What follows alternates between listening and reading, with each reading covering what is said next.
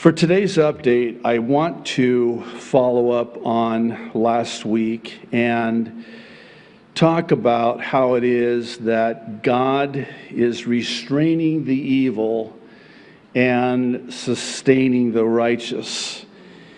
And the reason is the common thread in all of the testimonies we received was basically about this: the increasing of evil, and evil is waxing worse and worse seemingly with each passing day. But God, that which was meant for evil, God means for good, and He's working it for good and for the salvation of many this day. Now, before I share with you these testimonies, I'll begin with three passages of Scripture. I'm going to start with a well-known one, a prophecy actually in 2 Thessalonians chapter 2. I'll begin reading in verse 5 through to verse 8. The Apostle Paul is writing to the church in Thessalonica. This is his second letter to them. And he says to them, "Do you not remember that when I was still with you, I told you these things?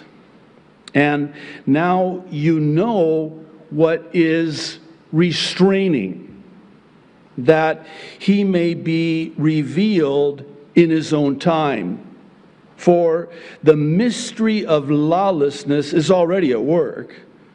Only he who now restrains will do so until he is taken out of the way. And then the lawless one will be revealed, whom the Lord will consume with the breath of His mouth and destroy with the brightness of His coming." Can't wait. Psalm 55, verse 22. "Cast your burden on the Lord, and He will sustain you. He will never permit the righteous to be moved, shaken." And Isaiah 46, verse 4. By the way, Lord willing, we're going to resume our study on Thursday nights. We're going through the Bible, and we're currently in the book of Isaiah. But I want to draw your attention to verse 4 of chapter 46. Listen to this. "Even to your old age and gray hairs, I am He who will sustain you. I have made you, and I will carry you. I will sustain you, and I will rescue you." Wow. That is a promise that every single one of us should hang on to, especially in this day in which we are living.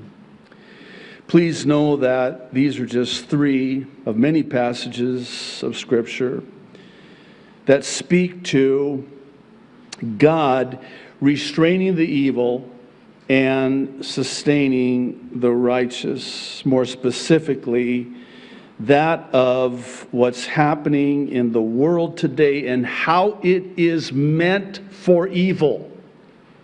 But God means it for good.